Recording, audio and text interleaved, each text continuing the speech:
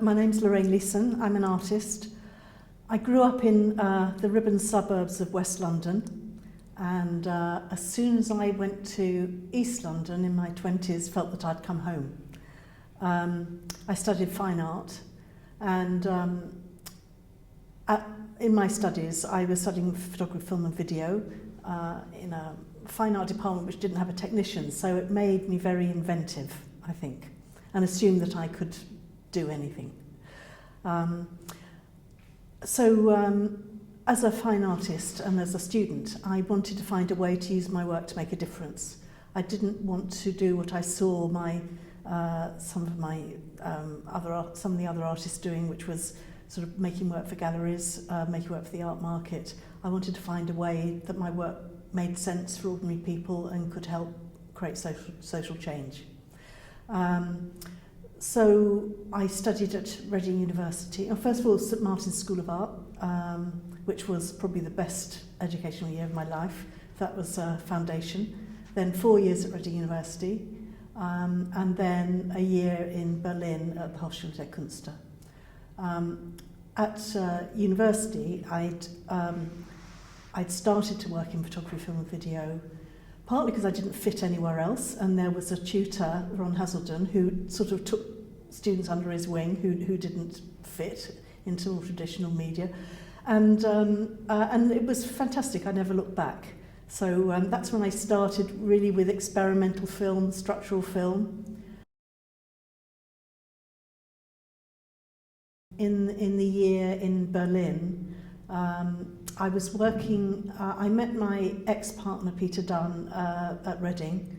We started working together when I left, and he was studying at the Slade and I was at the Hochschule in Berlin, where we did a piece about really about the framing of art within institutions and the need to break out of institutions. So that was something where we started to use video. I hadn't really used video very much as an undergraduate, but it made sense in terms of documentation, and we took, we did simultaneous performances which we documented, and then we took them to one site and then we took it to another site, so we built up a sort of bank of four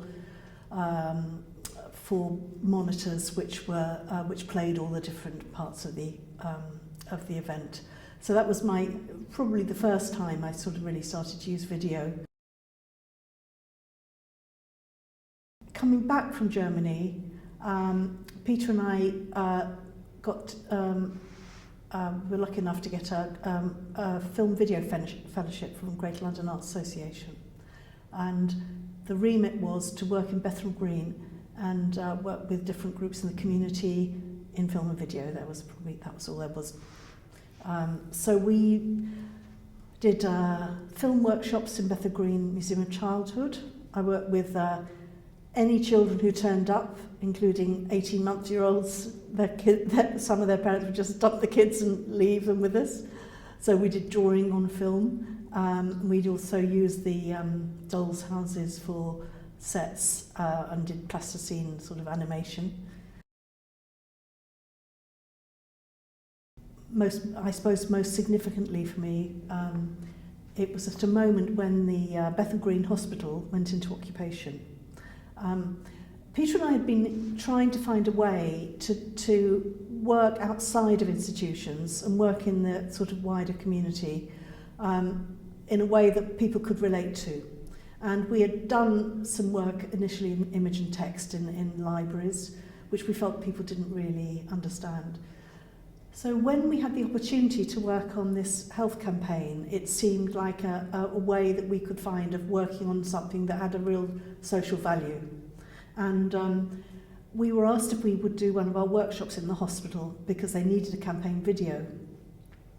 Well, we discovered very early on that those two things don't really go together. When people are doing workshops, they need to be able to fail, and they are learning. Whereas a campaign actually needs a very well-produced production, and it needs it done quickly. And so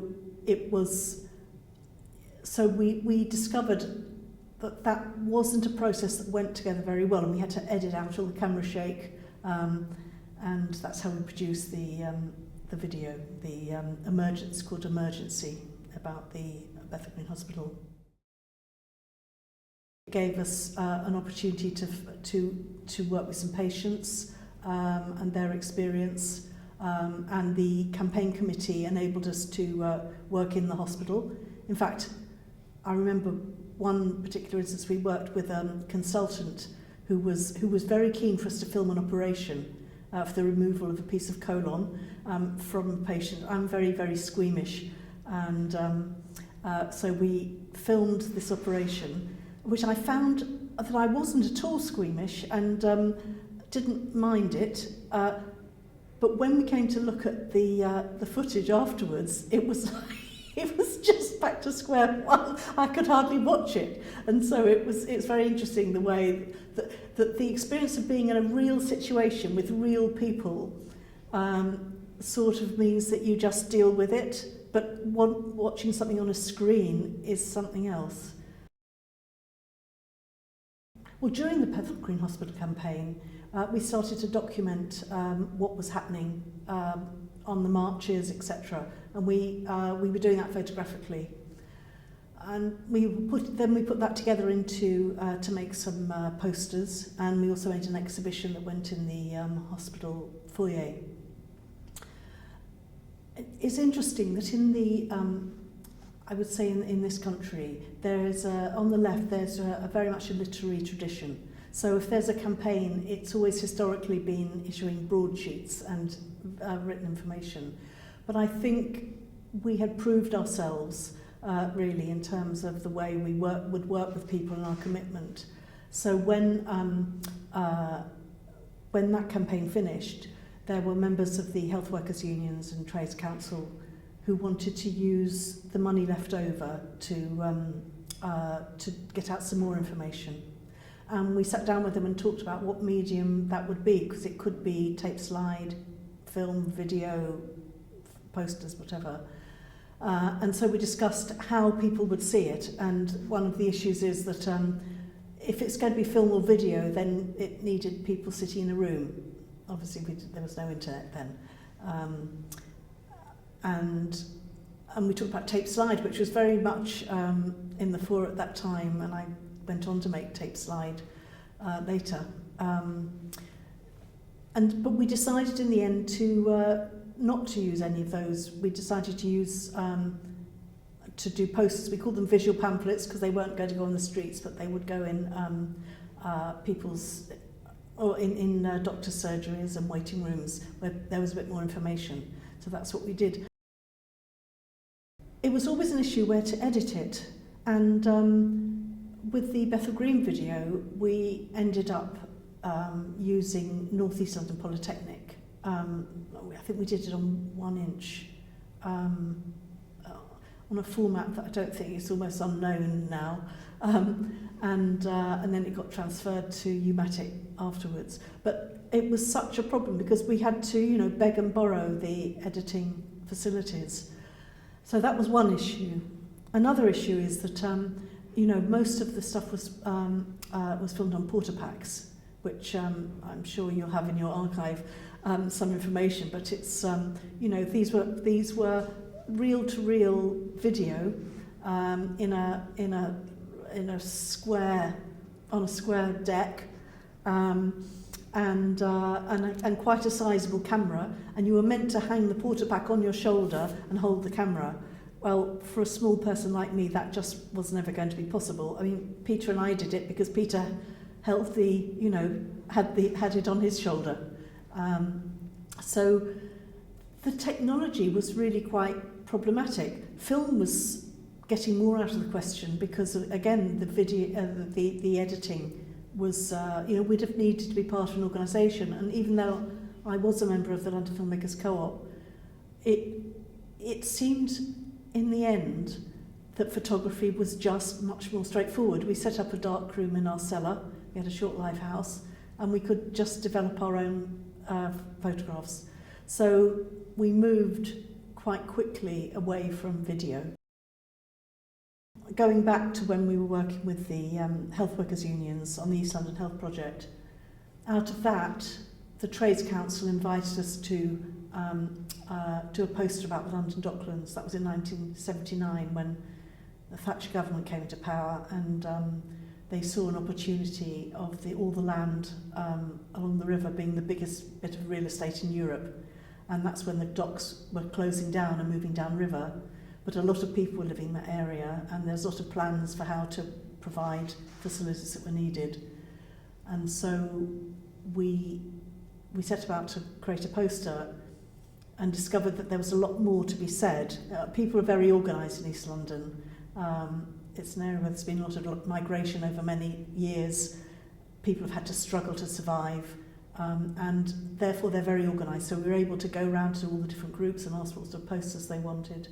And to cut a long story short, we ended up doing photo murals, which were large-scale billboard-size images. We built them ourselves, so that they weren't advertising billboards, which actually changed like a slow-motion animation. We learned from the East London Health Project and set up a steering group of people from Docklands who would come together and talk about the issues that needed to be communicated. We built these structures in and around the London Docklands, funded by the Greater London Council, which had a very radical arts policy at the time.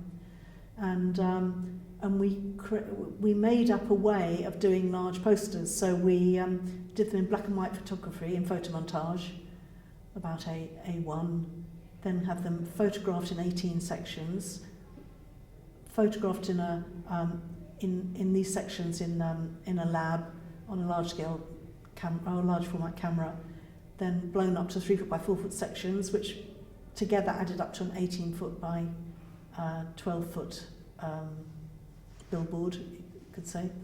Then these were pasted onto wood, hand coloured, because you couldn't do colour printing then, and varnished, and then screwed onto this billboard. So 18 panels, making an 18 foot by 12 foot image.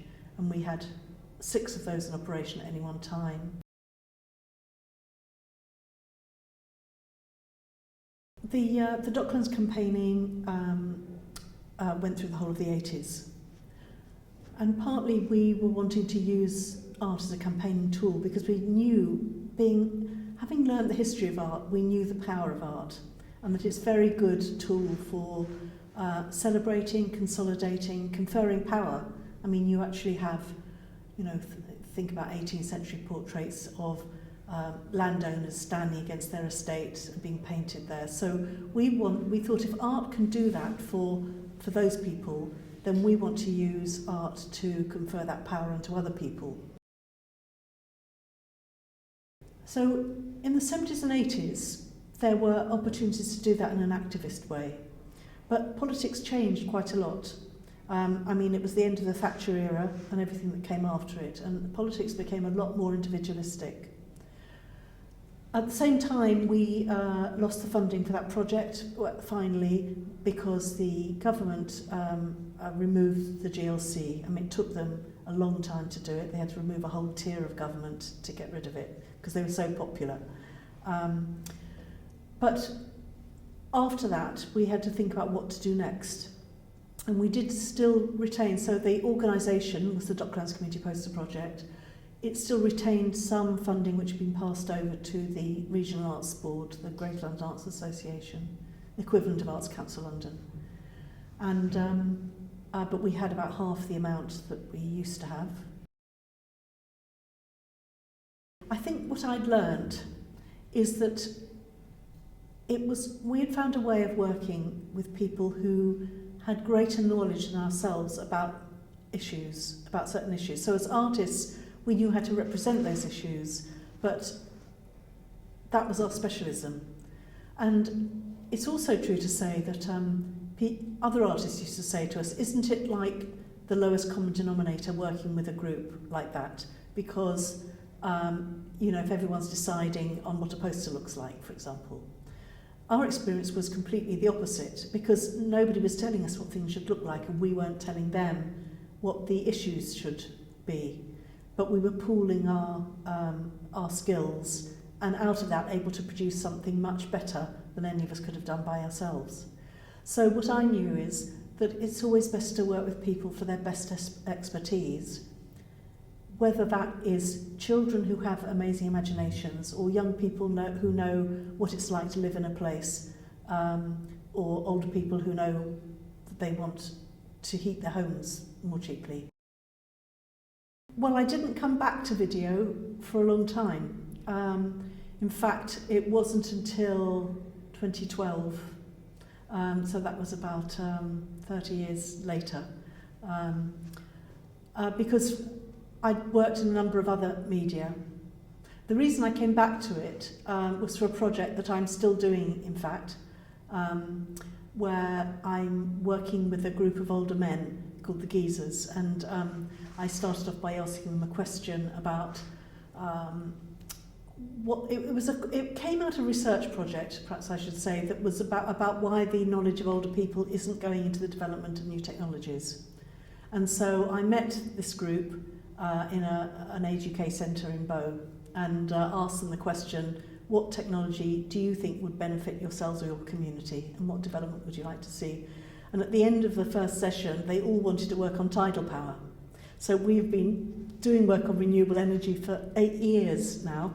And one thing I wanted to do, the first part of this project was funded through a commission at Space in Hackney. And there was going to be an exhibition. So one thing I wanted to do was give these guys the voice of authority, because part of it, the project was about the fact that older people's voice is not heard. So for that, I did video interviews with them, and they were projected on a large scale in the gallery. I think we use the media that are at our disposal. So I think things will change as the technology changes, and people will also change the technology as they need it. I mean, it was Walter Benjamin who basically said that, talked about the artist as producer, and that actually it isn't just the content, it's the means of production that is important. So I think people will use technology and media innovatively, and that will change the way it's done. So I think it's not possible to predict, because obviously everything's changing so rapidly, and with social media, I haven't used social media myself, but you know, that is obviously going to be a new area for people to explore. And I suppose also video has taken on a different role, hasn't it, in the sense that, you know, it's something that a lot of people do. I always can't stand when it's done badly, but a lot of people take little snatches of video and it goes on YouTube or Vimeo or something, and so it's become a currency of the way information is disseminated and exchanged. So it's impossible to say how it's going to change, except that it is going to change. I think there's no question. And it's changed from when I was working in the 70s, because it was very straightforward then in a way. Even though I think perhaps the experimental, although it was film, the experimental film perhaps did go further than a lot of film does now. But I think we move in and out of the technology, and we're going to use it to make new things happen. So I didn't know, for example, when I asked a question about technology to the Geezers, that we were going to be doing tidal power. I thought we were going to be doing something with digital technology, but we didn't. So we're working with engineers. So I don't know, and I think it's part of art. The power of art is to work, is the unknown. I think artists work on the edge of the unknown, and that's what makes it important, because if we work within what's known, then we don't change anything. Nothing new happens. So you have to always be open to possibility.